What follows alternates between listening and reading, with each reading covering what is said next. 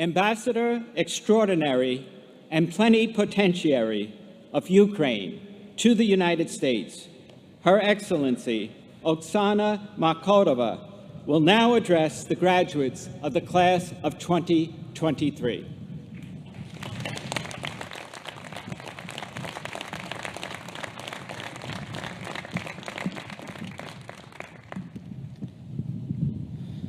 Dear University President Father Leahy, Chairman of the Board of Trustees Fish, His Eminence Cardinal O'Malley, members of the Board of Trustees, Boards of Regents, honored guests, parents, ladies and gentlemen, and of course, the most important people on the stadium today, the class of 2023.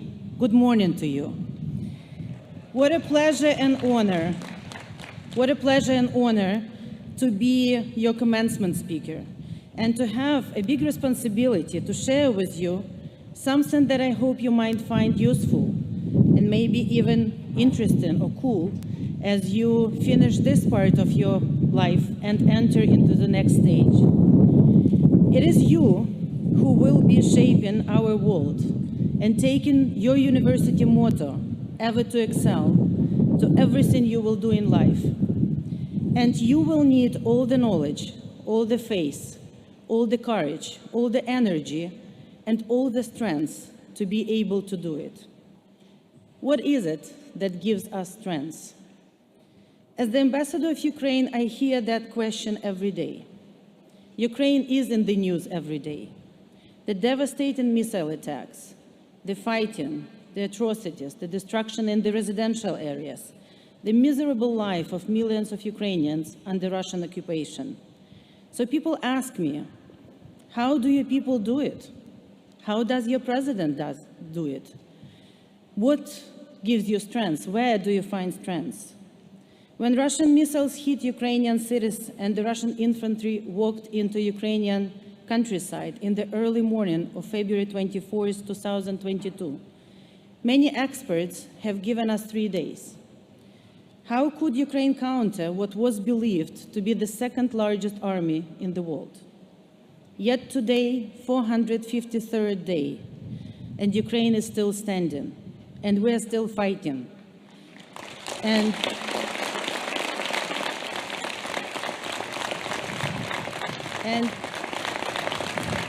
thank you. And we have repelled the invaders from the northern part of our country, and we have liberated Kherson, a town of 300,000 citizens, and countless towns and villages in the south. Our armed forces has taken a heroic stand in the city of Bakhmut, and for 9 months repelled one attack after another. What is it that gives us strength? This actually was a title of a poem penned by Ukrainian poetess, Lesia Ukrainka, a very prominent Ukrainian woman, more than a century ago. It was called What Gives Us Strength. She was born in 1871, just 7 years after this wonderful school opened its doors to students. She lived in Russian Empire, which ruled Ukraine then. Essentially, we were a Russian colony at that time. And they ruled us with an iron fist. Even publishing in Ukrainian was prohibited and punishable by prison. Lesia Ukrainka wrote a poem about a carpenter in Jerusalem who was hired by authorities to craft crosses. Those were needed to execute 3 prisoners. The dirt poor carpenter didn't put much effort into those crosses. One in particular was sloppily made from a particularly heavy type of wood. But what can a poor carpenter do? It was cheap, hasty work. The economy was in decline probably. Beggars couldn't be choosers. And so this carpenter spent his day lamenting about his poverty and hard work, which sapped all his energy and strength. And then he sees a crowd marching past his workshop, and people gleefully watch the 3 prisoners carry the crosses as they fall over and over again. And the revelers cheer as soldiers cruelly force them to pick up them and go again. The carpenter watches as one pale-faced prisoner falls down, unable to bear the weight of his cross. And just as soldier is about to whip him again, the carpenter finds himself near the prisoner, helping him, and he says, "I made this cross too heavy. It's my job to carry it." He strengthens his spine, his arms find the strength, his eyes burn with determination, as in the poem this carpenter bears Jesus' Christ to Golgotha. What gave him strength? What did Ukrainian poetess 120 years ago meant by this apocryphal story? What does it have to do with the fight we Ukrainians have today? And why am I sharing this story with you today on your glorious day? Throughout my life, I found 3 things that gave me strength. These 3 things, I think, is what gives strength to Ukrainians, to people that are fighting for a very difficult 15 months. The 3 things are filled the apocryphal carpenter in the poem with courage to defy the Roman guards, to fly in the face of public opinion, and to do the right thing. And this is what I would like to share with you today. So the first one is a word you heard a lot from your professors and teachers and from your parents. It's responsibility. Just as the carpenter in that poem took it upon himself to bear the burden, so did Ukrainians raised to the challenge of full-scale invasion. If someone thought that with the sounds of explosions Ukrainians will duck and cover, they'd be wrong. In the last 31 years of the renewed Ukraine independence, we've built our democracy and protected it more than once. We protected the principles of free elections and freedom of speech and freedom in general. It wasn't a perfect democracy by all means. We hadn't finished honing it. We still have to root out a lot of remains of the totalitarian corruption and Soviet legacy. But what we have learned during the 31 years is that it's solely up to the people to protect our freedoms. In 2013, we took to the streets to oppose the corrupt president who wanted to sell out to Russia. In 2014, when Russia attacked us the first time, we took up arms to defend when they have grabbed the Crimea and our southern territories. And in 2022, when we heard the explosions, we stood up to protect our country. Russia's attack on Ukraine wasn't a simple land grab. It was a blatant violation of a rule-based order. It was a genocidal attack aimed to destroy Ukraine's statehood and our freedom-loving people. A free Ukraine has always been a thorn in Russia's side. A strong, successful, democratic, European Ukraine is the worst nightmare Russia had. So we went to fight not just for our land and not just for our national identity. We went to fight for democracy. We could not bear to lose it. We could not bear returning to dictatorship. Our democracy was like the poorly crafted cross, still unwieldy and still rough in places, but it was ours, and we could not bear losing it. Facing such a massive threat was a frightening experience. It really, truly was. When you see the enemy's tanks on your streets, when you see and hear the enemy steps in your house, when you see your neighbor's son taken by the strangers during the night, when you see missiles hit, destroy hospitals, kindergartens, universities, it's chilling. It's easy to panic. Your lizard brain tells you to hide away, to submit, to give up.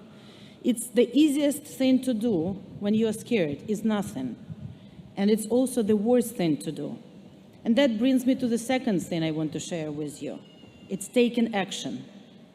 The poor carpenter spent his time complaining in the poem, feeling like a helpless victim.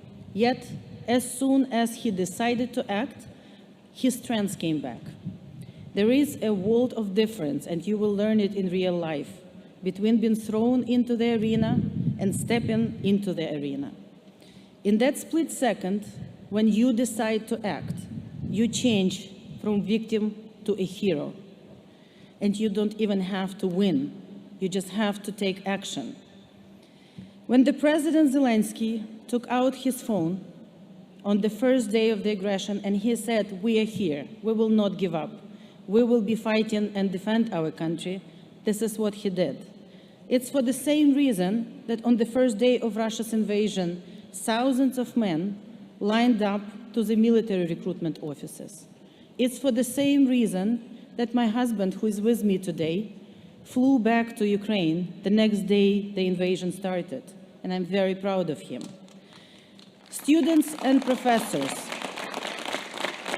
librarians and scientists, engineers and doctors, entrepreneurs and parliamentarians choose to take action, choose to put a uniform and defend the country, or choose to do anything else to help those who put a uniform. Thousands of people started collecting donations. Thousands of people opened their doors to Ukrainians because we had 12 million who were relocating, fleeing from the war inside Ukraine. Thousands of millions accommodated these people. It's for the same reason that Ukrainian business moved from the uncontrolled territories to Western and Central Ukraine. It's for the same reasons that programmers started to write codes in bomb shelters. It's for the same reason that so many Americans supported Ukrainians. From helping those in the US, to sending support to those in Ukraine, or even traveling yourself to Ukraine or to Europe to help Ukrainians. From supporting President Biden, both parties in Congress, from doing everything possible to provide us with so much needed and so much valued help.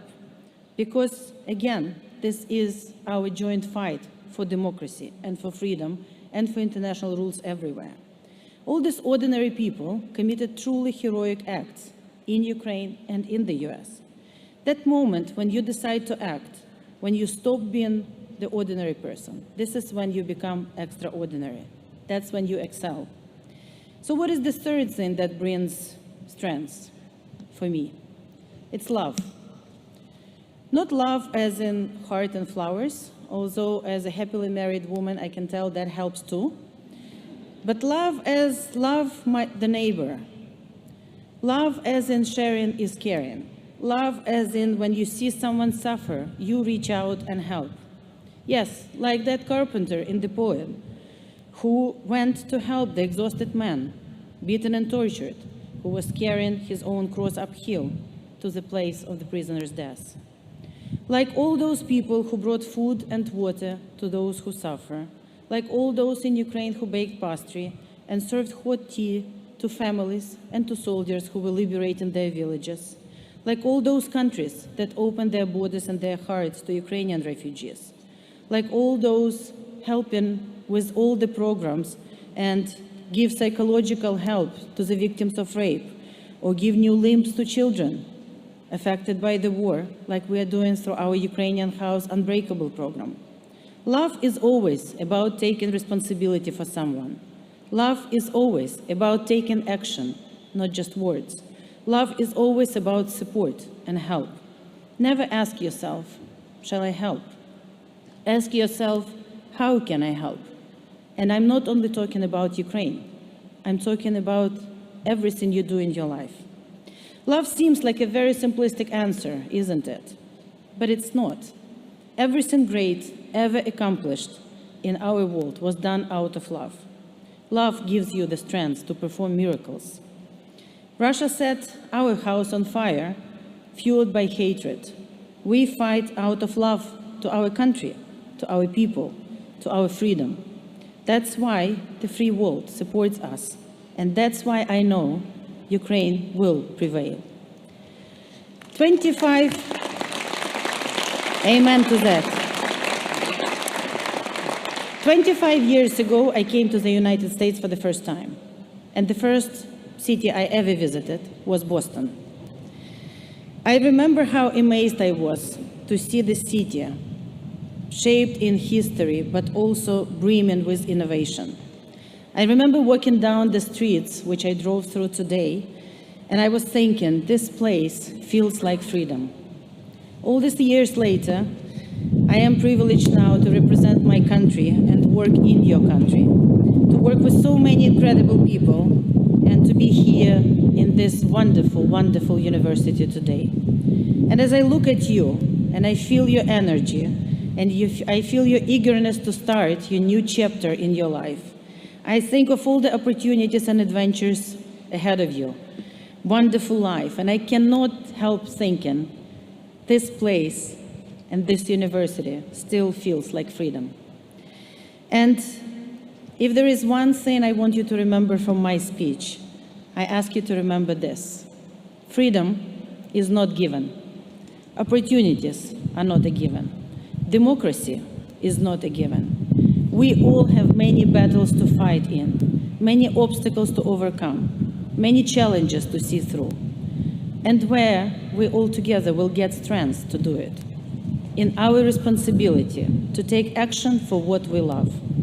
Please choose to do that every time you have to make a choice. And at that moment, you all will become truly extraordinary.